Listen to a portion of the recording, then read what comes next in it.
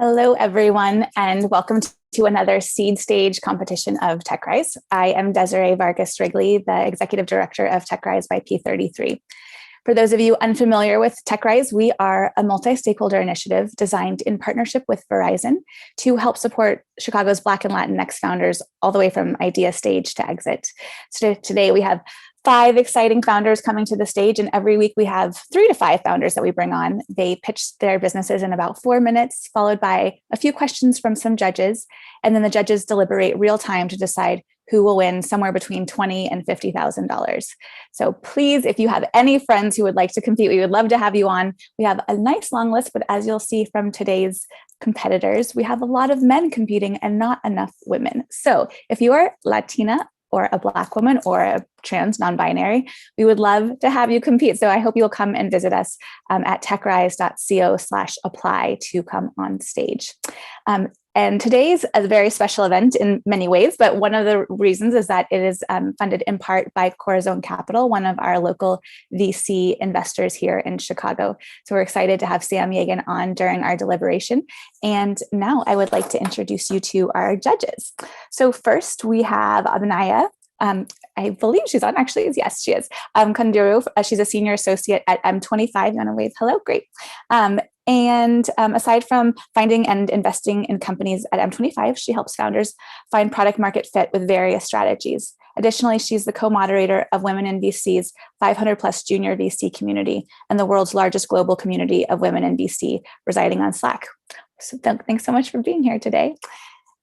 Next, we have Christopher Deutsch from Lofty Ventures, also one of my investors, to be perfectly candid and transparent, which builds long-term relationships with Chicago's next generation of passionate and brilliant founders. He's currently refounder and board director at T-Bot and Y Combinator-backed venture. Oh, sorry, the Y Combinator-backed venture providing team-making robots to their employees. But he's also a really active early-stage investor in, I want to say, like 50 companies, and has had some incredible exits, including QB recently. So thanks for being here. He's also a new dad, so building the next generation of entrepreneurs in many ways. And next we have Amanda Lannert, who is the CEO of Jellyvision. Under Amanda's leadership, Jellyvision has grown to serve more than 1,500 of the most famous Fortune 1000 clients with their product called Alex, the most helpful employee decision support platform on the planet. But she also serves on many startup boards and is probably one of the most active mentors I know. So she serves on the board of Spot Hero, Equilibria, Hyde Park Angels, and is also one of my investors, to be also transparent. So I'm trying to bring the best of the best and the people that have believed in founders like me early on to help, bring visibility to all the work that we're doing here. So just a quick kind of reminder for everyone who is watching, there's many ways that you can get involved as a founder, a judge, a mentor. If you come to techrise.co/join, you can join the community that way. And then, of course, always as a donor. We have a $5 million fund that is a friends and family fund. We are still very much raising for it. So far, we've deployed a little over $270,000, and we're looking to next year upping our prize money to $50,000 a week. So if you'd like to come in, we would love to have you. All right, so with that, I think we are ready to get started with our first company. You may recognize the name, but probably not the founder, because last time HEIRS Farm joined us, Ashley Marie was the one pitching, but this time it's Gyasi Sutherland, the co-founder of HEIRS. So Gyasi, would you like to join us? Thanks, everybody. Thanks for having me. Share the screen. We're ready when you are.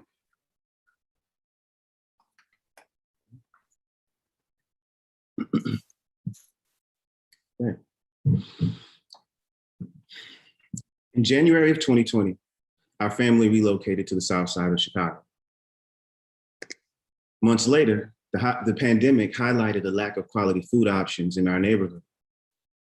Despite some local food options, there are still very few healthy food choices, as big box organic brands and even some local farms are often more expensive or require traveling across the city, and delivery and flexible payment options aren't always available. We realized that if we wanted locally accessible produce that was fresh, nutritious, and spoke directly to our cultural and dietary needs, we would have to grow them ourselves. So we started to grow them ourselves. My wife, Ashley Marie, and I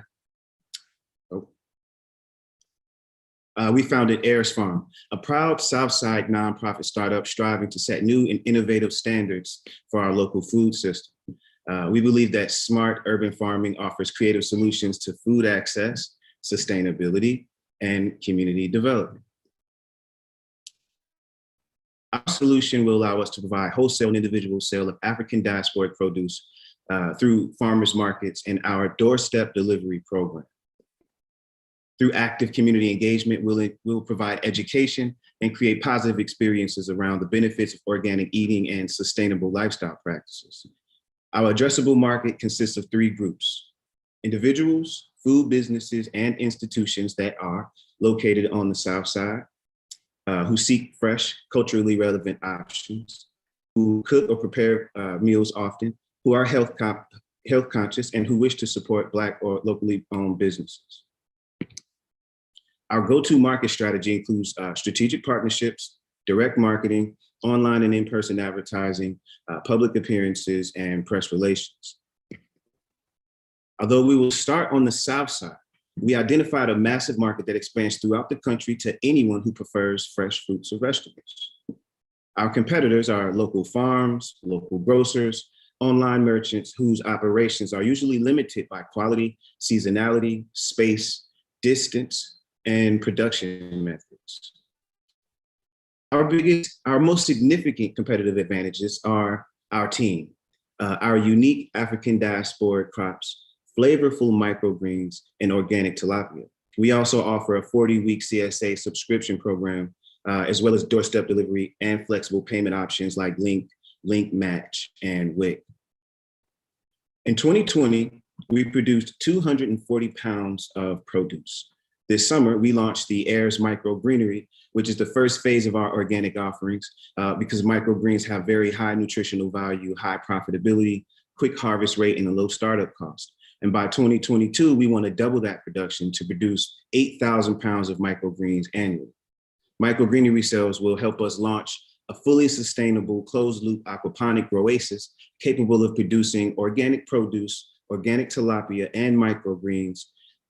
By the end of 2023, our Groasis will be able to provide over 2,000 weekly microgreenery, 2,000 weekly doorstep deliveries to families and food businesses in areas of food apartheid every year. Winning TechRise will tremendously accelerate our efforts by allowing us to scale the microgreenery, doubling production, doubling the profit, while still limiting expenses. Our team consists of two managing founders, knowledgeable advisors, experienced mentors, and a strong network. Ashley Marie has a background in law, fund development, and nonprofit leadership, and I have experience in grassroots marketing, advertising, creative entrepreneurship, and community outreach. We see a world where geography does not dictate food access and where communities can take control of their health and environment and heal themselves through food. Help us create this world by supporting HEIRS Farms. Thank you. Great, and now we will welcome the judges on.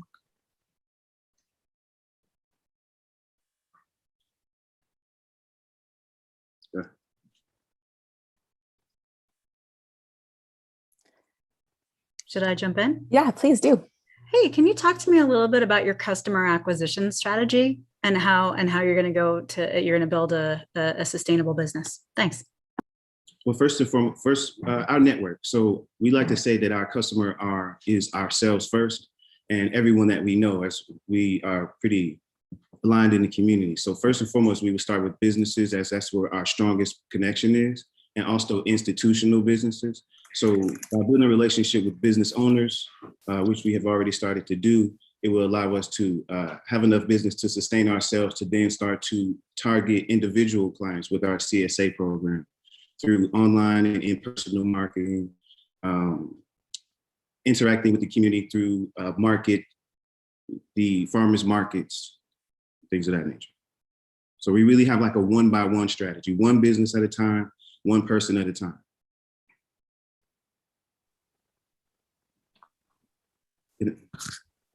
Do you, sorry, who's next? Go for it. Okay, I'm sorry, sorry if I cut. How do you think about the the assortment of food for the do farmers markets and your institutions and your individual customers, do they need different assortment of food items, and how do you think about managing your assortment? Well, there are things that are popular in the market, and there are things that, being one of the only company in this market that offers African diasporic, like we'll highlight not having what's usually available. Of course, we want to have some of the most popular things, but our niche is providing African diasporic, which we feel is like a more unique market. So we would have the strongest ones, but most of our market would be to provide what is not of it.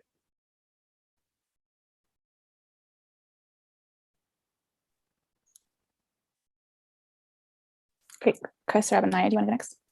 Yeah, Gyasi, what did you do to prove that this is the solution for the problem that you identified? We spoke to the community directly. There's a lot of information that we could research, some of which doesn't always necessarily reflect what the people themselves are experiencing. So, I mean, we live in this community, we live in the food desert. So we know people who have the same issues that we have. We frequent these businesses. We're business owners. We build relationships with everyone we meet. And these are things that we actually are talking about. Yeah. And not just people, not just individual people, but we also go to, community meetings where leaders of other communities speak of these same issues. Like there's definitely like an alliance in the south side of town where everyone agrees that this is necessary. Great, Chris, last question. Quick statement. I just invested in a company called Oja Express, which is based in Chicago. You should look at them as a partnership if you haven't already. And feel free to contact me after to make a connection. The question is, I'm a huge supporter and believer in social impact startups. I'm actually an investor in Sam's wife's fund, Impact Engine. So my question is related to that. Why did you choose to be a nonprofit versus a for-profit social impact? Well, we wanted the emphasis to be on the community and like what we can give back to what we're trying to build, not necessarily ourselves. And that was the structure that we felt would give us the biggest opportunity to do that. And also it would help lead our education component. We really wanted to be able to focus on things that benefited the community as a whole, as opposed to just like making a whole bunch of money.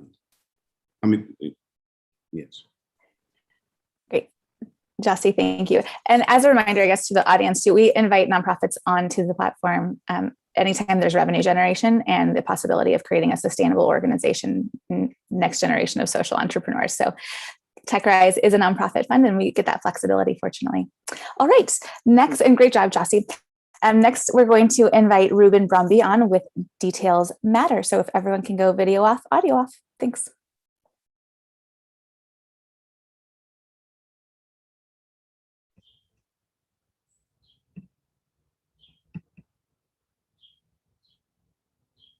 All right.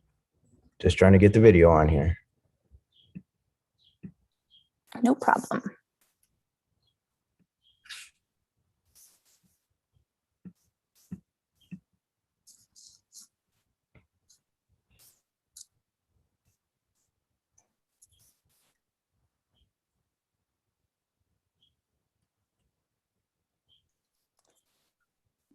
Do you want to maybe just get started talking? And yeah, I tell you what, I'm just going to go ahead and talk. And if I get video, I get video.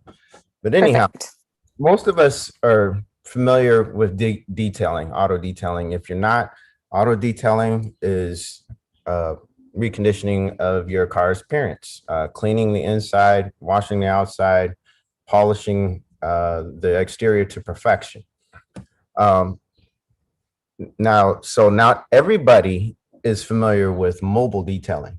Mobile detailing is doing these things outside of a shop environment, wherever the car is. It could be at your home, your business, the beach, wherever the car sits. Having a van that's equipped with everything you need to wash the car, clean the car, wherever it is. Now, one of the differences that I want to bring is, there we go. One of the differences I would like to do especially for the Chicago area, is do mobile detailing in the winter. That's something I don't think has been done yet. You know, if you think about trying to wash a car when it's 10 degrees outside, that's kind of difficult. So what I would do is set up a car capsule in people's driveways or wherever I could. And it would be a capsule that could be heated. And then I would be able to reclaim the water and keep from freezing up people's driveways and whatnot. And that's one of the differences. Here's the other difference. I'm somebody that comes from the carpet and upholstery cleaning industry. That's actually my current business. I would bring the knowledge and the outstanding cleaning agents to the detailing industry, which has been kind of behind the times when it comes to equipment and chemicals as far as cleaning interiors. So the equipment I have is superior, and I'm able to get superior results. So, and one of the other things I would be interested in doing too is developing my own equipment, machines, and particularly, I mean, a system I would call StackSpacks. It's a system where you could use an individual carpet cleaning machine that's small and compact, but you can connect them, multiple machines, and create a super system. A StackSpack that you connect together makes your system more powerful. So you can stack as many as much power as you have available. You could keep stacking them up and make something that's used for detailing, carpet cleaning, even home use, however you see fit. And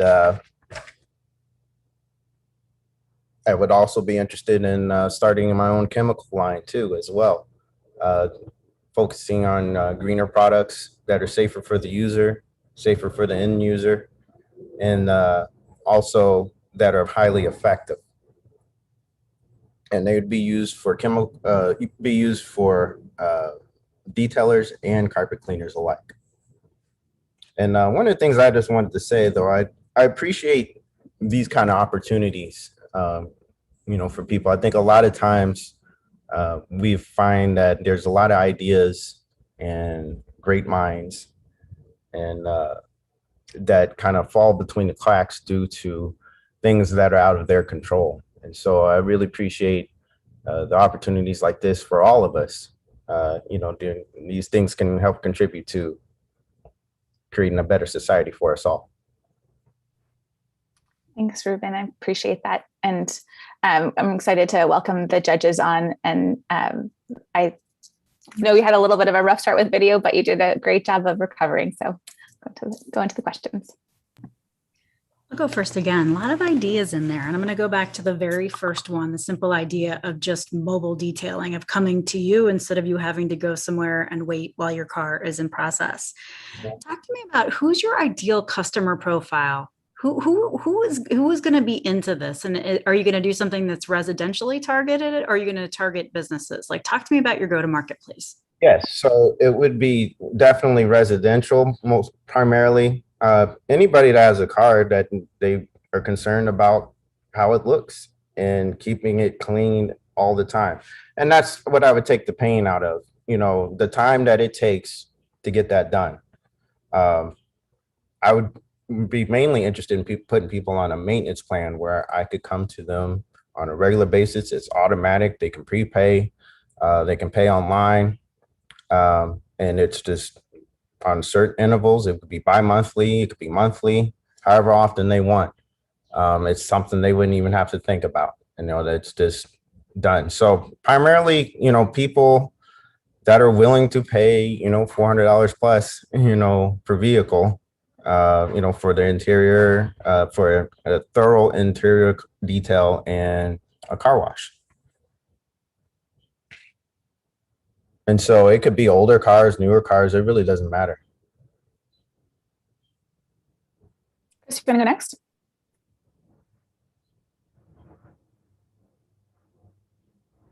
I'm sorry, did you say me? Yeah, I'm just calling on people now. Go ahead. I'm sorry, I didn't. So I wanted to ask a question around the economics of this, how much it would cost per instance, and what your costs are, et cetera. Did I hear you say it would be $400 per cleaning? My signature detail would be $400. And that would just be for the inside. It would include a basic wash and a thorough cleaning of the wheels on the outside, and an express gloss enhancement. If somebody was more concerned about the outside, I do get into ceramic coatings, paint correction, and that's something that, would be done at my own garage. The person would have to leave their car for a few days, but primarily I'm focusing in on the maintenance of the car as far as keeping it clean. And that's something I can do at your home or wherever it needs to be. But yeah, that would be $400.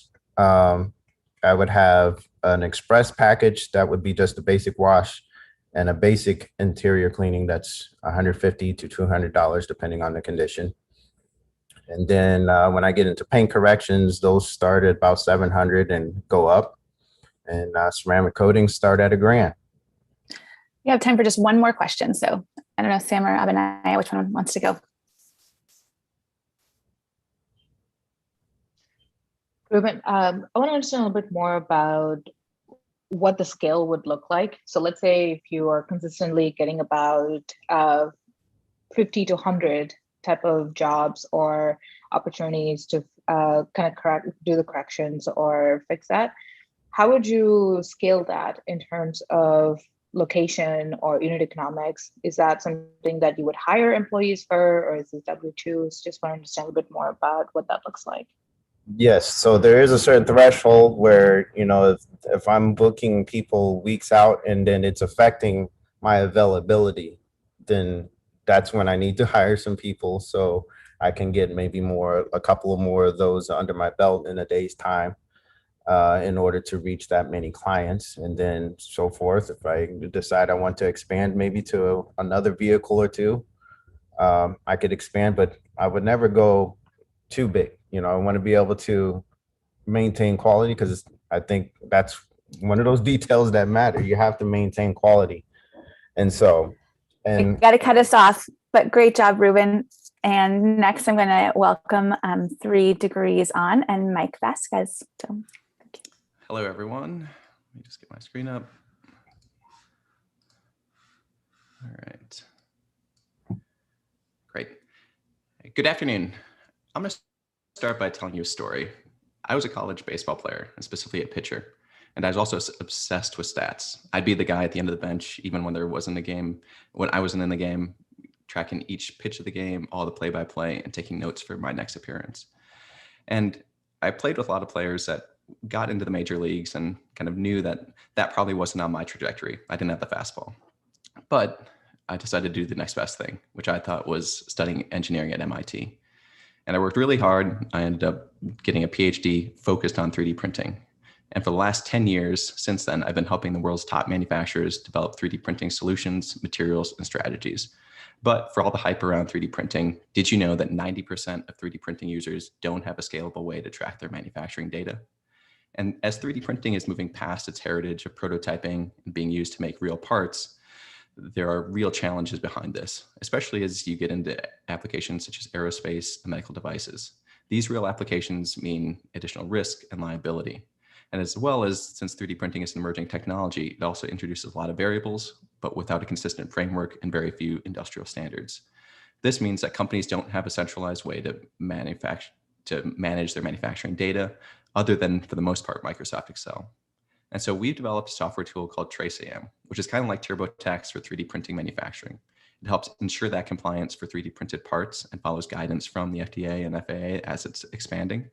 It enables part traceability throughout the entire life cycle of a part, and it helps manufacturers save time and money by having them be able to identify problems when they do come up and optimize their processes. It works by tracking hundreds of different manufacturing variables every time a part is made, with step-by-step directions, as well as analysis tools. We've launched with 3 tiers of service that hit various different customers at different circumstances: a free version, a team version for small, medium-sized manufacturers, as well as an enterprise version for more custom applications. In just over a year on the market, we've seen interest from several high-profile manufacturers. One in particular that I highlight is a recent project that we were selected to do by America Makes, which is the US or National Additive Manufacturing Center. And we were selected out of many applicants to use our tray software to help them manage their projects and project data that they're generating using 3D printing. This was in partnership with the Air Force Research Lab. So in that case, we've already ingested about thousands of data points into our Trace AM software. And as 3D printing is maturing and growing into a sustainable market, at the moment it's about $12 billion and it's grown about 20% year on year for the last 10 years. We want to be able to help small manufacturers bring production back to the US. And we want to help build that factory of the future using our Trace AM software. These manufacturers need a low cost yet sophisticated manufacturing tool to help them develop 3D printing technologies to maintain their competitiveness in manufacturing. We also see that 3D printing is a onboarding or an on-ramp to entrepreneurship opportunities, especially in areas where manufacturing is a dying industry. It takes less footprint. It doesn't need as much of a kind of college background to deploy. And we also are thinking about this in a long-term way. We're just this summer, starting in August, we're piloting a first of its kind month-long engineering or month-long introduction to 3D printing careers course that's going to be focused on the west side of Chicago. So we're taking and introducing people in some of these areas to this new type of technology and the careers that it involves. We've got a great team that has deep insight in the 3D printing and manufacturing innovation space, including expertise from MIT and Eastman Chemical, as well as the government. And we really see our Trace AM software as a way to bring forward advanced manufacturing. To date, we bootstrapped our software from a concept to paying customers and projects with real engineering and manufacturing organizations. And we really view these TechRise funds as helping us to expand our marketing, enable us to have a physical presence at some of the major manufacturing trade shows that are coming up and coming back online. Thank you very much. I'm going to welcome the judges back on now.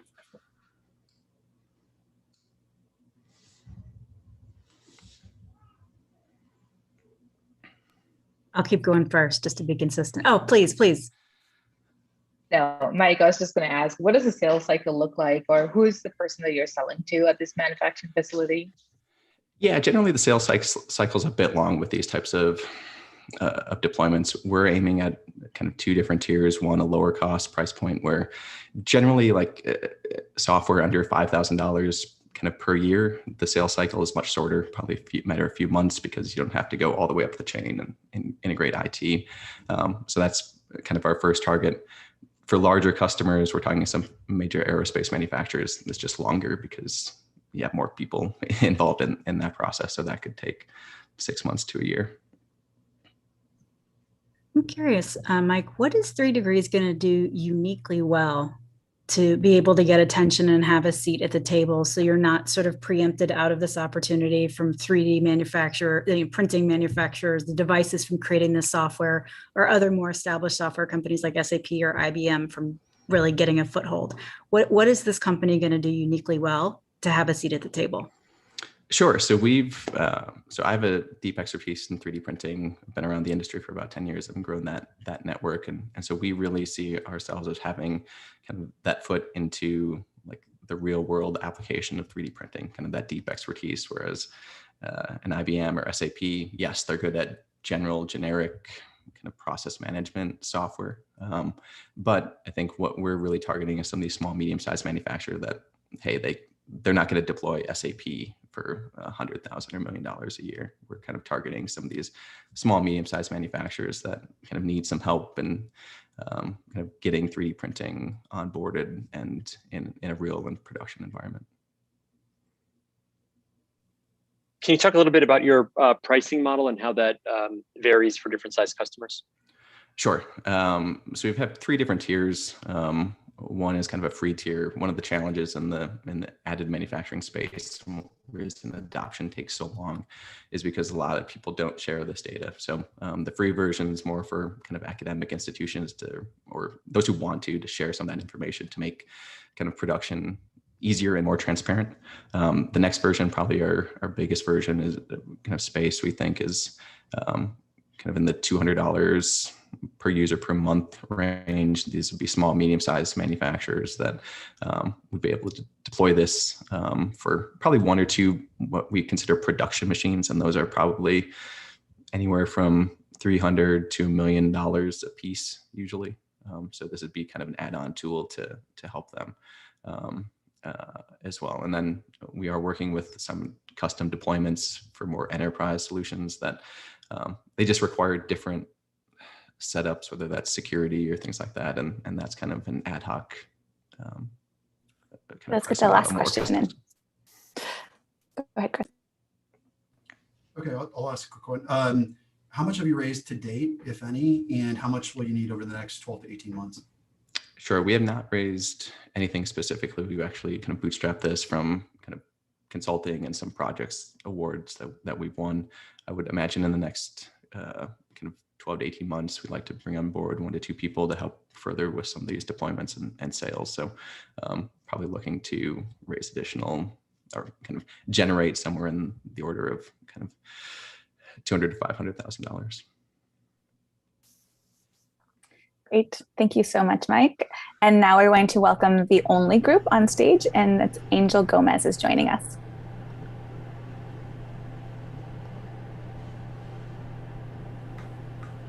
I think we're ready, right? Looks like it.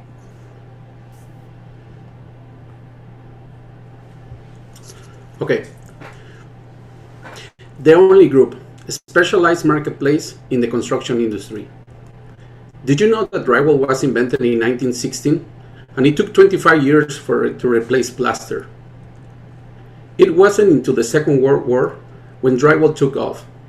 The lack of manpower in the country due to the war made the drywall industry an easier way to build walls. Drywall sales exploded thanks to the baby boom. Between 1946 and 1960, more than 21 million new homes were built nationwide thanks to the millions of additional babies. 80 years of a forgotten industry. Drywall, I get it. It's not cool, not sexy, it's not fun. Who cares about drywall, right? Well, I do. My name is Angel Gomez and I'm the founder of The Only Group. I've been in the drywall industry for 21 years. Let's go back to the problem and our solution. If you want to get a free drywall estimate, you might have to wait 2 to 3 days. You have to call different companies, find the time to make an appointment. It's just a time consuming. Introducing OnlyDrywall.com, a specialized marketplace in the drywall industry. Our solution, a platform where the customers can request a free drywall estimate in 3 simple steps. Who are those customers? Homeowners and general contractors. On the other side, the drywall contractors can connect with those customers. A revenue model. For homeowners and general contractor is free. On the drywall side, the drywall contractors pay $10 monthly subscription fee plus $5 per lead. $10 per lead if they don't have the subscription. We are still cheaper than any other marketplace. We have a product in the market. The way it works for the customers, they upload their pictures, confirm their location, and that's it. On the other side, drywall guys enter the platform, see the jobs, propose the price, and submit their estimate. Customer will receive up to 3 different prices. The market size. The drywall industry is a $51 billion industry. Our addressable market size is $925 million, residential and commercial, just for Illinois. Our traction until today. Back in January of 21, we only had 26 users. Today, we have more than 800 drywall contractors in our network, with more than 750 jobs generated. Our competitors, as you can see, Thumbtack, Angie's List, and Home Advisor, we have some differentiators with them, but I would like to put more emphasis on this. Why we're so different? We have general contractors, bigger jobs, something they keep missing. If we win today, we will use the funds to keep working in our customer acquisition cost and for marketing. It will be very special for us. Our go-to-market strategy will be to keep dominating Illinois, moving forward through other 3 states where we already have some traction. Our goal is to replicate the success of onlydrywall.com by creating micro marketplaces in different industries. The Only Group holds more than 80 domains with the word only. Our next project, onlypainters.com. I think you get the idea. We have an amazing team full of talent, diversity, and experience. We are currently working with the Polsky Center and their incredible network. We also have been really lucky to find amazing mentors, Mark and Troy from Mad Ventures, providing their knowledge and expertise. External mentorship from Professor Moose and Ellen Rudnick, providing valuable insights and feedback. Together, we will create micro marketplaces that will help provide jobs to entire families in our country, and especially to our beautiful city of Chicago. We are the Only Group, and thank you for your time. Great, now we'll bring the judges on. You can stop sharing your presentation. Hi, Angel. As you're kind of getting started here, do you go after the supply first or the demand first to create the marketplace? We are currently 100% focused on generating more jobs. We understand that without jobs, the marketplace will never work. We figure out how to get to the drywall guys. We just didn't know how to do that in the first year and a half. Today, we are 100% focused on getting more jobs for the guys.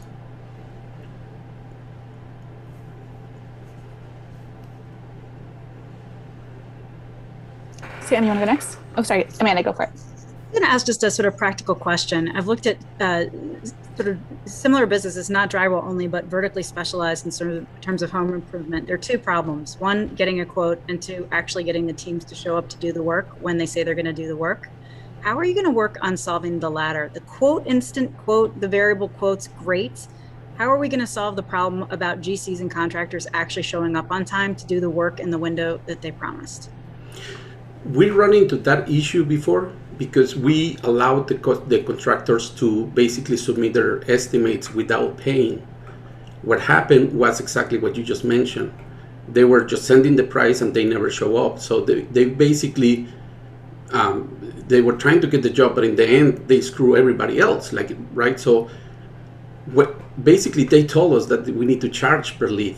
And when we start charging per lead, everything changed. So they pay, obviously they get more interested on the job. So, and we try to help them as well to basically run the jobs. I mean, we're trying for them to understand the concept. What's the fundamental reason for having the verticals be so niche versus aggregating them? Can you repeat your question? Your choice to do drywall and electricians versus the more general purpose sites. So what's the strategy? What's the idea there? Yes. The biggest reason is general contractors. Most marketplaces don't have general contractors. That's the big part that we're betting. Trying to get bigger jobs, which means that the guys, those are the jobs that the guys want. And other marketplaces, they don't get that because they're more on the homeowner side. And we know that we will win this competition if we get the general contractor. So that's our strategy, going after the general contractors. And knowing how they think. So that's why micro marketplaces will work, because they're always looking for very specific subcontractors. It's hard for them to get the service all the time because they cannot employ those subcontractors full time. Okay, last question. Got it. What's your biggest bottleneck or challenge right now? The biggest what? Bottleneck or challenge right now? Well, we've been bootstrapping the whole project since the beginning. So obviously, getting some gas will help us to run more customer acquisition costs, and I think we need to run some marketing. We need to put the name out there so more people know about onlydrywall.com.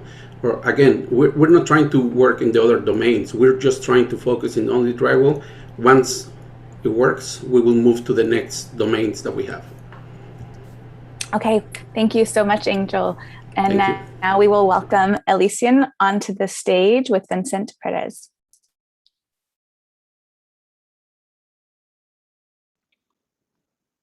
Can you all see my screen? We're good? Awesome. Cool. So first and foremost, I want to thank you all for allowing me to occupy space today. So in 2018, I got engaged. I got into graduate school, as did my partner, and we bought our first home. But on September 2nd, 2018, 17 lives were taken across Chicago, and my partner was one of them. His life was taken by Citigroup gun violence a block away from our new home, within 30 minutes of him landing in Chicago. He was the incoming PhD student going to Northwestern. So I thought I was going to plan a wedding, but I never thought I'd be planning for the loss of my partner. So no one wants to think about what happens when a loved one passes away, but when it does, we need a plan so we can focus on caring for ourselves and those around us affected by the loss. So we've identified 3 core problems. 1 is most people don't know what to do when a loved one passes away. 2 is there's not a one-stop shop that connects all end-of-life services. And then 3, most death care products and processes aren't great for the environment. So knowing this, we asked ourselves, how might we make the process of dealing with a loved one easier while also being mindful of the environment? Our solution is Elysian. Elysian helps you navigate end-of-life planning so you can focus on what matters most. It's a marketplace for death care products and services, planning tools and educational content, and a registry with a community fundraising option to help families during these difficult times. There are some converging trends that make us confident in this direction. So 88% of consumers will research end-of-life services first online. Second is cremation is on the rise. Cemeteries are also reporting there's an increased demand for green burial practices. And a fun fact, Canada's going to run out of burial plots within the next 10 years. So we plan on monetizing from our platform by getting a commission off the product and services from vendors. Later on, we'll provide consulting services to help our customers with funeral and end-of-life planning. We'll eventually monetize through ads and sponsors. So right now we have 1 vendor confirmed, and by the time we launch with 15 vendors, we'll have customers ready to explore end-of-life options in a greener fashion. So right now we envision a mix of Generation X and Boomers, ages 45 to 68 in North America as the most viable audience to start. So we believe this for 2 reasons. 1 is age and life stage, and 2 is behavior. So they are in proximity to this age range, but then also they're comfortable to spend this money and support their lives through technology, and they're familiar with disaster. So right now, we're members of over 30 communities from Facebook groups, Reddit forums, and national grief orgs, with a potential target audience reach of over 300,000.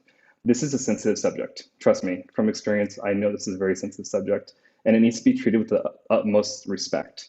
So we anticipate gaining our first 1,000 customers through white glove handholding, so a grassroots approach. And we can do this by shepherding them through the end-of-life journey planning. And later on, we plan on focusing our efforts on doctors' offices and large businesses as a bereavement benefit. We talked to over 100 customers, and we found that most don't know what to do when they are faced with death, and most go in search of answers via Google. We know that they want easy to understand solutions and options when it comes to end of life. Currently, the total global market is 102.4 billion, and the US makes 27% of that. Green burials brings our SOM to about 1.6 billion in the United States. In spring 2021, we've had great traction. We've gone through the Troy Labs Build Accelerator. We were semi-quarter finalists for the New Venture Seed Fund, and we're currently in a Blackstone Launchpad Fellow startup. We hope to use the funds to take our solution to the next level by adding additional tools and technology to support our security features, marketing acquisition strategy, so we can get our first 1,000 customers. I'm Vincent Perez. I'm the CEO and co-founder of Elysian. I'm an aspiring death doula and interested in remembrance, sustainability, to honor my late partner, Shane Colombo. My co-founder, Nelda, is a UX UI designer who's built digital products for millions of people. And she started a startup in 2018 and graduated from Boost VC, NASDAQ Milestone Makers, and other accelerators in San Francisco and Silicon Valley. Our team is made up of end-of-life and palliative care experts, market, business, and product and technical individuals from the University of Southern California. And I'm proud that our team is 70% female and BIPOC.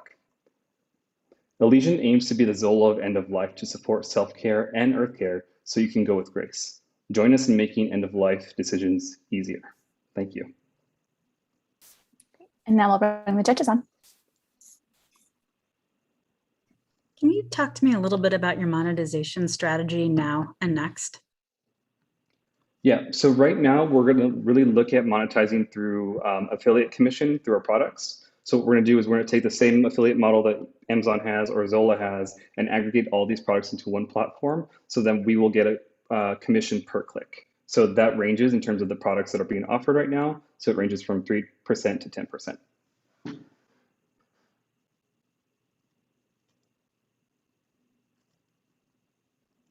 Abinaya, you want to go next? I'm trying to understand here a little bit around at what point would you get in front of the ideal customer? Is that when a life event happens, or is that right before, or do you try to reach them at any point such that they keep this in mind if that life event were to occur?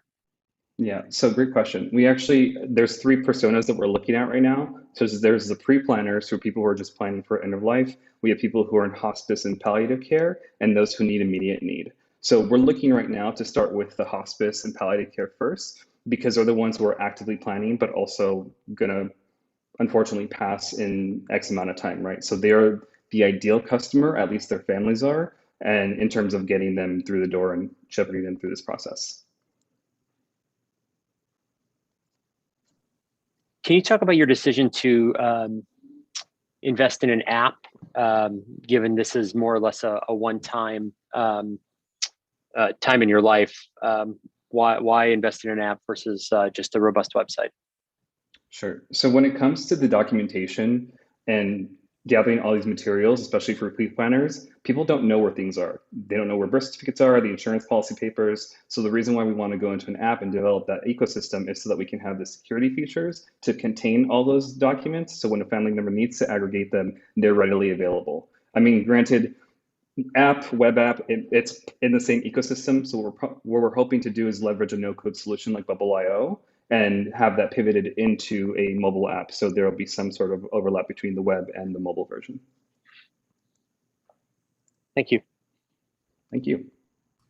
I've seen other solutions and startups around this space. Can you talk a little bit about competitive advantage and what differentiates you? Yeah, so there are some amazing competitors in this market right now. So Everloved is a big one right now. They went through a YC, I think in 2021. Overall, all the competitors that we're looking at, they're all great. I'm not gonna lie, but no one is really focusing on the sustainable option when it comes to end of life. And no one has a fundraising capability right now when it comes to this as well. So we're hoping that with this kind of hypothesis, we're able to aggregate more people to focus on end of life options that are greener, but also saving up in real time. Great. Thank you so much, Vincent. Okay, so the judges are now going to make the hard decision of who wins today's prize money, and Sam is going to stay on with me, and we're going to talk a little bit about the Chicago ecosystem. So good luck, judges, and we'll see you in a few minutes. So if you missed Sam joining us previously, I'll give you a little bit of background on him, but Sam is the co-founder and general partner of Cornerstone Capital, one of our sponsors for today. Sam, you're welcome to come on video. I don't know, are you on? Hopefully you didn't leave. Okay. There you go. He also is the co-founder of the site that probably most people have used that are watching right now, OkCupid, and was CEO of Match.com. He helped found SparkNotes. He has been an investor in many, many companies, serves on the board of ShiftGig, Spot Hero, Brilliant, and advises tons and tons of companies, including helping start Firestarter Fund. And one of the things that we're going to talk about today is the founding of Accelerate Labs, which is now part of Techstars. And then a few other little, interesting facts is that he's 100 most influential people in the world by Time Magazine. And of course, a 40 under 40, although I'm guessing that was, not this year, right? Last year. Ouch. Ouch. I'm just kidding. I'm turning 40, so I feel like I get to say that. Okay, anyway, but I'm so excited to have you back on, Sam, and thank you for supporting today's prize. It really means a lot to have the venture community coming and showing up for TechRise founders, because a lot of these founders we know are earlier than you all would start investing in them. But this is a demonstration of how our community, our startup community, our funding community, our philanthropic community can come together and support at the friends and family stage. So thank you for doing that. Thank you for your leadership. Okay, so you are kind of the definition of a boomerang. You grew up here for the most part, and then you went away to school, went to Harvard and Stanford, and we could have lost you permanently to the Valley, but or New York, I suppose, if you wanted to go that coast, but you came back. So, what was the reason that you came back? I feel a huge debt of gratitude to the city of Chicago and the state of Illinois for giving me a lot of the opportunity that I've been so fortunate to have in my life. I consider myself to be one of the luckiest people on the planet. I was born to Syrian immigrants here. And so just, I don't take for granted the opportunities that I've had. And then I went to the Illinois Math and Science Academy out in Aurora, which is a public school that gave me a world-class education. So a big part of it was my continued commitment to want to really give back to Chicago and to Illinois. As my wife and I started to figure out, our own family planning, being near my parents and Jess's parents was a big factor in that too. That's great. So any boomerangs listening, that's a good reason to come back. But do you think Chicago, we talk a lot about, like, can we rival the Bay Area or New York or any, burgeoning ecosystem? I guess, what do you think it would take for Chicago to become competitive? And would it be based on volume of startups, or do you think we'll ever be competitive at a funding level? I often think about, I think less about the comparison between, how do we compare with different markets, and I really just think, what can we be great at? What are the kinds of businesses, and what are sort of the advantages that we have that others don't? I think about, like, the finance community. Chicago doesn't think about. I don't think the Chicago finance community thinks about, are we as good as the New York finance community? The Chicago finance community is really good at what it does, and we have some great, financial firms here that do trading and other things. And so I really think about, what does our talent pool, what does our set of, corporate relationships, what is our, geographic environment really, and what is our history really position us to do better than other geographies. And so I actually think we've come such a long way in the last decade since, you and I got to know each other in 2009. And I just am I think we should just focus on how do we continue to grow at, our own pace and in ways that are healthy and sustainable, and worry less about what's going on in other places. I mean, there are lots of problems with Silicon Valley. And so I'm not sure just saying we want to go to Silicon Valley solves any problems. Yeah, no, agreed. I think one of the competitive advantages that we've recognized as part of TechRise is the fact that we have the most diverse city in the country, which means we have the potential to have the most diverse founder ecosystem in the country. And that should be on its own a draw. And so, how do we create a magnet here in Chicago? And I think, one of the things that you and a bunch, Troy and others did to help catalyze that is launching our first true accelerator incubator in 2010 with Accelerate Labs. So can you just share a little bit about the backstory of that, so people might not actually know? Yeah, the backstory, I moved back in 2007, and there were individual companies being started, but there was very little in terms of ecosystem. And there were a lot of people trying to solve the problem in different ways. But I was new to the community, and so I wasn't really part of the sort of the group that was getting together for breakfast, the VC breakfast to think about, how do we solve this problem? And as you know me well enough, Desiree, like, I'm just all about, like, I'd rather try something and fail than just sit around and not try something. So there were some folks in town, namely Kapil from I2A and Kelly from Sandbox, who had this idea for an accelerator. They had rounded up some capital, and they just were looking for someone to kind of run it. And for me, the opportunity to spend the summer with 10 founders was a dream come true. And what's interesting, Desiree, is when you think back to that year, I don't think we ever talked about diversity once, at least explicitly. But when I look back at that group, we had 2 Black founders, 2 Latinx founders, an Asian woman. I think we only had 4 white men out of 10, which, is pretty cool in retrospect. And I think that just shows. And one of them just became a unicorn. I know, right? So exciting. And so just to see, how much, even at that point when it was still early on in Chicago's evolution as a tech ecosystem, we still had a very diverse set of founders. And so that gives me even more, encouragement and optimism that, the work you're doing is absolutely going to be validated and is going to be successful. Thanks. Yeah, I, was fortunate enough to be part of that class with you and learned so much. And a lot of that, that knowledge of what an incubator can bring to a cohort of founders is, infused in what we're trying to do with TechRise. But I'm also, that class was very diverse, but I'm also hyper aware of what's happened over the last 12 years is, we had so much acceleration, but I don't think we were cognizant of kind of keeping the door open for the founders coming after us. And we weren't intentional enough as founders, as VCs, to make sure that that door was like equally open for all. So excited to change that and have these conversations. So thank you for that. Okay, so let's switch gears and talk about Corazon. So you launched the fund in 2014 and probably the fastest fund raised in Chicago. I'm not sure if that's the actual data, but I think it was like 30 million in 30 days, something incredible. And I'm just curious, like the thesis for it, what was the opportunity that you saw when you were first launching it, besides perhaps that you had great personal deal flow?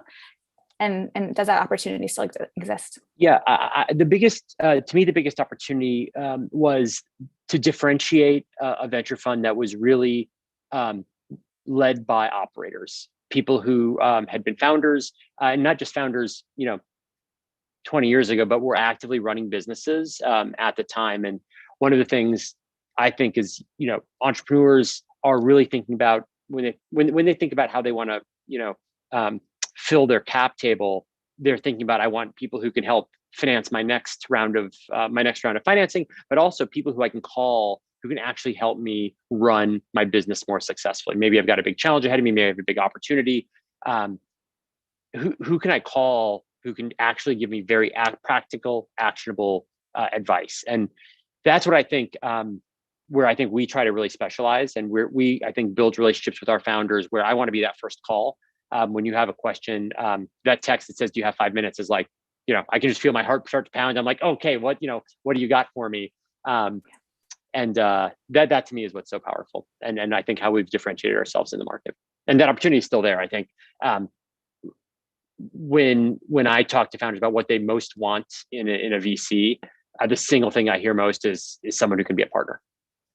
Yeah, I completely agree. I mean, having had you as a partner and one of my major investors, I can say that compared to other funds, you have lived up to that promise. And I think that's one of the things that's so exciting about Long Jump, actually, is that it's built of operators and with this huge community of potential mentors. So, I think that it continues to exist, and that we just need more funds like this. So last question before the judges come back and tell us who they chose is, what do you think needs to change to make sure that Chicago does become the most inclusive or representative tech ecosystem in the country?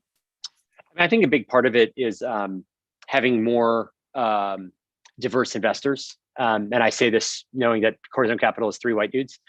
So we are, that is something we're very actively trying to add diversity at the most senior levels at Corazon. But I think ultimately, so much of deal flow is network driven. And there's just, I think that I don't see that changing anytime soon. Obviously, we are intentional about trying to augment the existing network-based deal flow with more intentional sourced deal flow. But I think you have to have people who are networked into those communities much better. And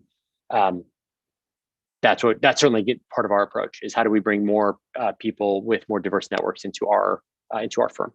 Yeah, I just got a note that it's a tough race, and they're duking it out over 2. So we're going to keep going with questions for a couple more minutes. I hope you have 2 more minutes. Let's go. Yeah. So I think I completely agree with you that we need more diverse investors, but I think at the core part of the problem is that it just won't happen fast enough, right? To be able to accelerate the learning on diverse investors fast enough to catch up with, I think, the growing demand. So what do you think, as advice to founders really, what do you think founders can do to better connect with coastal VCs who might have a bit more risk tolerance and willingness to come in at an earlier stage? How can they start to build those relationships, and what should they be doing to make those intros happen? I think it all starts with networking, unfortunately. And so just continuing to do, to network with you. You're obviously super well connected in Chicago. The one thing I would say though is, this idea of like risk aversion, I think is a tough one, because I think one of the things that can be hardest for people is to invest in at least someone locally has the ability to like feel a geographic connection with you, and is more likely to have someone else that's a mutual connection. So I don't know that going to the coast is necessarily a better strategy, especially for underrepresented founders. Great. Maybe we can discuss that later, because I think I might sounds disagree like with sounds you. like a great fire. Let's go. All right, well, now we're going to welcome the judges back on. Sounds like they had a tough time deciding, and let's welcome all the founders back on stage too. And once we have a nice set of them up here, who's going to announce the winner?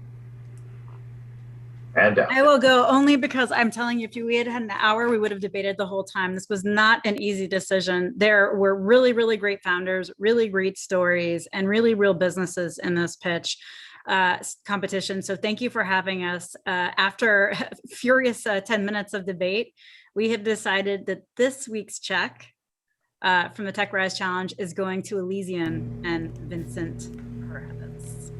Congratulations, Vincent.